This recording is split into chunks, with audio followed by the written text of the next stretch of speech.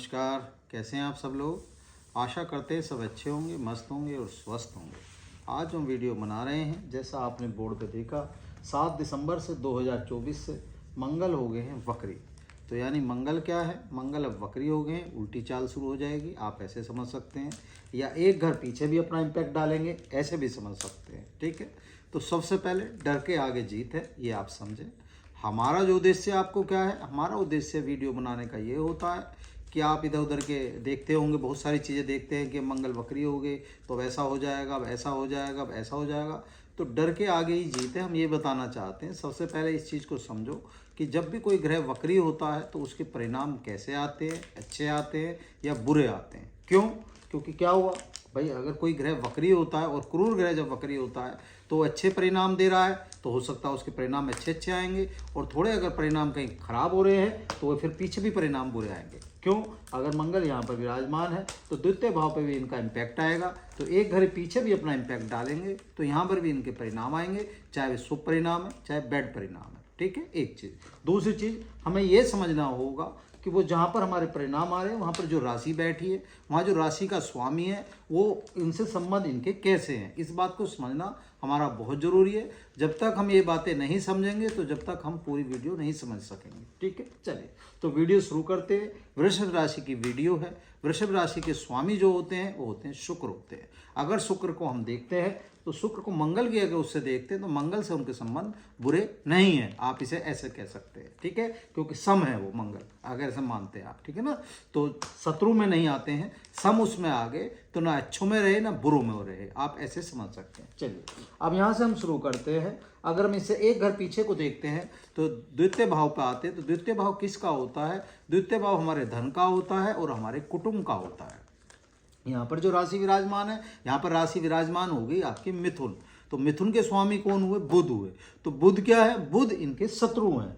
तो बुध अगर शत्रु है तो क्या होगा, यहाँ पर परिणाम कैसे आएंगे? यहाँ परिणाम हमारे अच्छे नहीं आएंगे। क्यों नहीं आएंगे? क्योंकि ये हमारे शत्रु हो गए। आपने देखा, अगर आप किसी घर में किसी के यहाँ जाते हैं या कोई आपके यहाँ आता है, वो चाहे शत्रु है चाहे आपका मित्र है, मित्र आता है तो आप कंफर्ट्स लेवल में चले जाते हैं, और शत्रु कोई आता है या आप किसी शत्रु के यहाँ जाते हैं तो कहीं ना कहीं जो आपका कंफर्ट्स लेवल है वो थोड़ा सा अलग हो जाता है। आप सावधानी बरतते हैं, सारी चीज़ समझते हैं, है ना।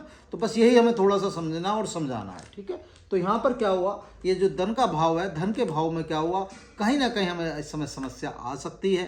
थोड़ी सी हमें मेहनत थोड़ा सा ज़्यादा करनी पड़ेगी, थोड़ा सा हर चीज़ को हमें समझना पड़ेगा, क्योंकि धन के लिए हमें परिश्रम करना पड़ सकता है। ये आप ऐसे समझ सकते हैं। अच्छा, दूसरी बात, मंगल बैठे कहाँ पर हैं? मंगल बैठे भी वहाँ पर है जहाँ पर ये आपका परिश्रम का भाव है।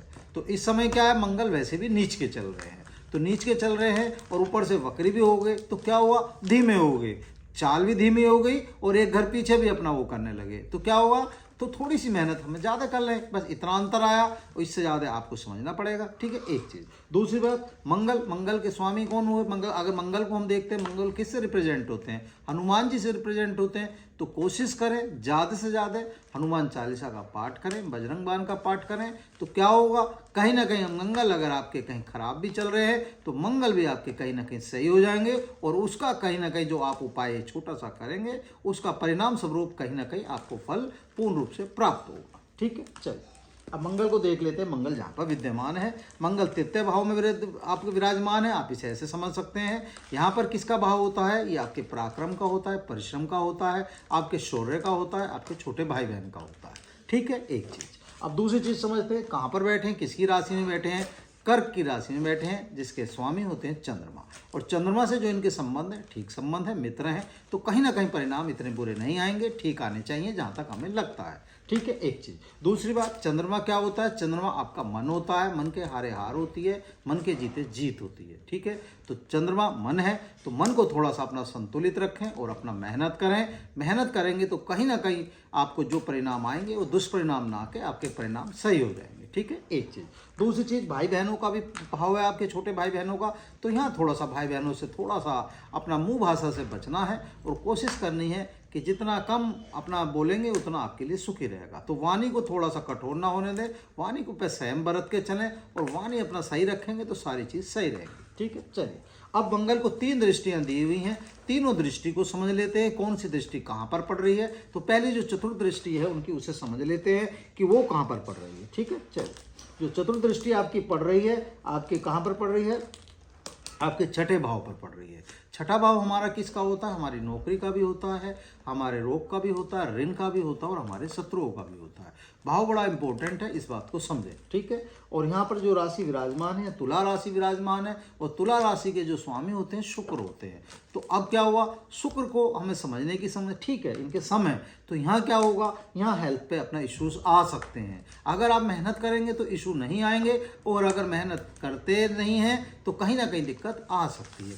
दूसरी चीज़, थोड़ा सा पैसे के उसमें पहले वहाँ इस समय देखा आपने, वहाँ भी भाव अपना आ रहा है, तो सावधानी हमें बरतनी पड़ेगी। कहीं ना कहीं धन का जो आगमन रहेगा या जो धन का संचय रहेगा वो कहीं ना कहीं दिक्कत की तरफ। तो क्या हुआ, तो हमें अपने ऋणों से भी थोड़ा सा बचना पड़ेगा। पता चला हमने ऐसे में और कोई लोन ले लिया या ऐसे में कोई भी और काम कर दिया, तो क्या हुआ, ये सब चीज़ हमें यहाँ समझ के चलनी पड़ेगी, सूझबूझ से चलना पड़ेगा। सूझबूझ से चलेंगे तो सारी चीज़ों से बच लेंगे। अच्छा, शत्रु है, शत्रु का भी हो गया। अब क्या है, जब सेनापति नीच के चल रहे हैं और सेनापति वक्री भी चल रहे हैं, तो किसी से अननेसेसरी नहीं लड़ना है। पता चला मुंह भाषा कर ली, कोई ना कोई दिक्कत आ गई, तो क्या हुआ, यहाँ पर हमें थोड़ा सा संभल के चलेंगे तो परिणाम ना तो आपके अच्छे आएंगे ना बुरे आएंगे। जैसा आप मेहनत करोगे वैसे परिणाम आ जाएंगे। ठीक है ना, क्योंकि ना वो अच्छों में ना बुरे में, सब में है, आप ऐसे समझ सकते हैं। तो क्या हुआ, यहाँ आप अपना बचा के अपना काम ले जाओगे, कोई दिक्कत नहीं है। और थोड़ा सा भी सूझबूझ से काम करोगे, मेडिटेशन जरूर कर लेना, ये ध्यान रखना। क्योंकि क्या है, मंगल को अगर मंगल के हिसाब से देखते हो, मंगल से हष्टपुष्ट होना चाहते हो,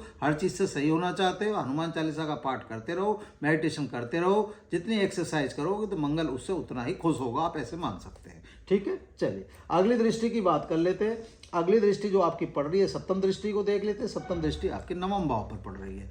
नवम भाव हमारे धर्म का होता है और हमारे भाग्य का होता है। और यहाँ जो राशि आपकी है, यहाँ बैठेगी आपकी मकर राशि। तो मकर भी जो शनि आ गए, शनि भी यहाँ सम हो गए। और शनि क्या है, शनि भी आपके न्याय के और कर्म के हुए हैं, आप ऐसे मान सकते हैं। जो न्यायाधीश की भूमिका निभाते हैं, जैसे आप मेहनत करते हो वैसा आपको फल दे देते हैं। ठीक है, तो ना अच्छे में ना बुरे में। ठीक है, और मंगल है, हमने अभी आपको कहा, अगर आप यहाँ धर्म का भाव भी है ये आपका, और अगर धर्म के भाव में अगर आप ये उपासना करते हैं, मंगल की उपासना करते हैं, तो क्या हुआ, क्योंकि अगर नवम भाव को हम किससे देखते हैं, हम बृहस्पति से भी देखते हैं, और बृहस्पति इनके बहुत अच्छे मित्र भी हैं, आप इसे ऐसे समझ सकते हैं। तो क्या हुआ, इस भाव में क्या हुआ, आपका भाग्य कहीं ना कहीं चमकाने का कार्य कौन करेंगे, बृहस्पति देवता भी करेंगे। और कहीं ना कहीं आपके जो शनि है, शनि भी आपको कहीं ना कहीं जो आपने मेहनत करी उसका फल देने की कोशिश 100% करेंगे। तो क्या हुआ, इस भाव से भी हमने कहीं ना कहीं विजय प्राप्त कर ली, और ये भाव भी हमारे लिए पूर्ण रूप से ठीक हो गया।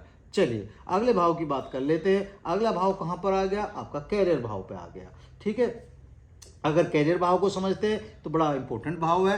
यहाँ से प्रसिद्धि आपको प्राप्त होती है, बहुत सारी चीज़ें प्राप्त होती हैं। यहाँ से आप एक अर्थ अपने जीवन का गोल मतलब तय करते हैं कि हमें जीवन में करना क्या है। ठीक है, तो यहाँ भी शनि का रोल आएगा। जैसे ही आप मेहनत करेंगे वैसा फल आप प्राप्त कर लेंगे, आप इस बात को ऐसे समझ सकते हैं। ठीक है, तो क्या हुआ, अगर आप मेहनत करेंगे तो प्रसिद्धि, हम कहते हैं प्रसिद्धि भी अगर आपको नहीं प्राप्त होगी, अगर आपको किसी चीज़ का मतलब अवार्ड भी नहीं मिलेगा, तो हम ये मानते हैं कि ठीक है, उसके बुरे रिजल्ट तो नहीं आएंगे, कम से कम सजा तो नहीं मिलेगी। कहीं ना कहीं जो आप मेहनत करेंगे उसका आधा रिजल्ट, पूरा रिजल्ट नहीं मिलेगा, 50% मिल जाएगा, तो कहीं ना कहीं मिलेगा जरूर। और वैसे भी शनि का रोल आ रहा है, और शनि का अगर रोल आ रहा है तो शनि आपको देते जरूर धीमे धीमे हैं, लेकिन देते जरूर हैं जो आपको देंगे। और वैसे भी शनि क्या है, इस समय मार्गीय अवस्था में चल रहे हैं और देने के लिए तैयार बैठे हैं। जो अब तक नहीं दिया था वो देने की कोशिश करेंगे, तो कहीं ना कहीं रिजल्ट जो आएंगे, अगर आप मेहनत करेंगे, सही रहेंगे, तो कहीं ना कहीं आपको पूर्ण रूप से इसका रिजल्ट प्राप्त कर लेंगे। हमने जो आपको वीडियो में समझाया, हमने सिर्फ ये समझाया कि आप डरे ना, आप इधर उधर के कहीं भी किसी विरोधाभास में ना फंसे। सिर्फ उचित रूप से ये समझें कि ये घर इस समय हमें क्या दे सकता है, इस घर से हम क्या ले सकते हैं। अगर कोई भी घर वक्री हो रहा है या मार्गी हो रहा है तो उसका हमारे जीवन में क्या इम्पैक्ट आता है, और कैसे हम उससे जीवन से हमें बचना है, या कैसे हमें रोकथाम करनी है, या कैसे हमें उससे फायदे लेने हैं। उम्मीद है जो हमने आपको समझाया आपको समझ में आया होगा। और उपाय के तौर पर जो आपको करना है, हनुमान चालीसा का जरूर पाठ करें, जरूर पाठ करें, जरूर पाठ करें, है ना। हनुमान चालीसा और बजरंग बाण का पाठ करते रहेंगे तो कहीं ना कहीं आपके जीवन में मंगल ही मंगल होगा। धन्यवाद।